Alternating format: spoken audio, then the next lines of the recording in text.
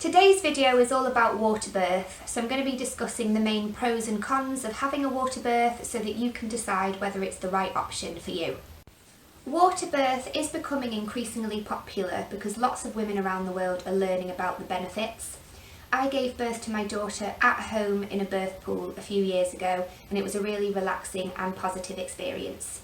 My name's Anja and I'm an antenatal class teacher specialising in hypnobirthing.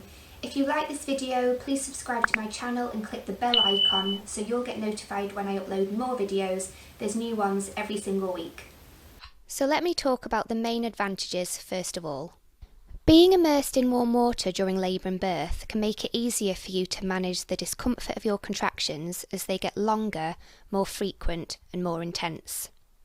Feeling the warmth of the water all around your lower body can relax and comfort you, helping you to release tension and go with the flow of your contractions without getting panicky or stressed by the sensations. The buoyancy of water helps take weight off the front of your body. Your baby bump can feel so heavy when you're labouring and birthing on dry land, but being immersed in water helps your body and belly to feel lighter. Also, it's very easy to move about in water and get into positions that feel really comfortable for you. When you're in a bath or birth pool in labour, you have space to yourself, so no one will get in and invade your space unless, for example, you want your partner to be in the water with you. I especially liked being surrounded by water in labour. It was like having my own protected little sanctuary away from the outside world.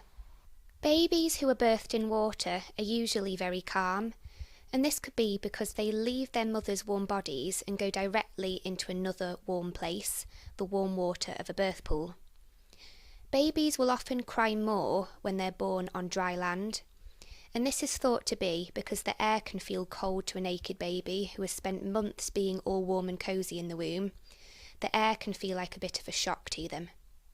The majority of women who give birth in water say that their experiences were very positive and empowering.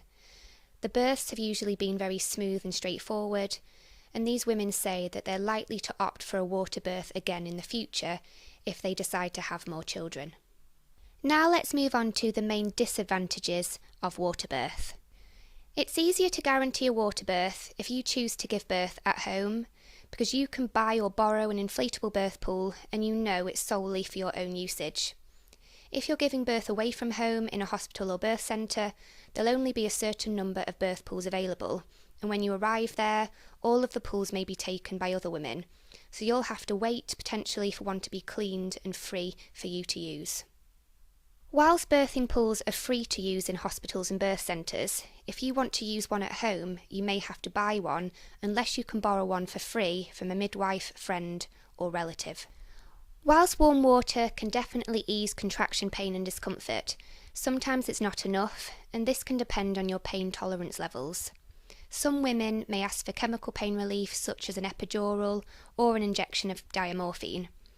If this is the case, you'll have to exit the pool to get the injections, and you'll probably have to give birth on dry land for safety and monitoring purposes. If you're classified as a high-risk pregnancy, meaning you or your baby have a health concern, water birth may not be an option for you, as you may need to be attached to a monitoring system during labour.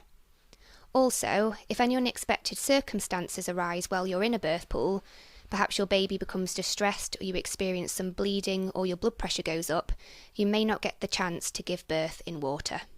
You'll need to check with your maternity care provider to see if you meet their list of criteria for a water birth. Usually, women with no health issues who have had a straightforward pregnancy and grow their babies to full term are fine to have water births. I do think this is unfair towards women who really want a water birth and are considered to be high risk, but hospitals have protocols in place to protect their patients and their staff. Do communicate with your care team and ask questions about water birth, and if you don't meet all of their list of criteria, see if there's any extra safety measures that they can put into place to make a water birth possible for you. Please let me know in the comments section beneath this video what your thoughts and feelings are about water birth now that you've watched this video, and let me know how far along you are in your pregnancy. Thank you so much for supporting my channel. Thank you so much for watching this video today. If you've got any questions or queries, please do ask me, because I love to connect with all of the people that follow me on YouTube.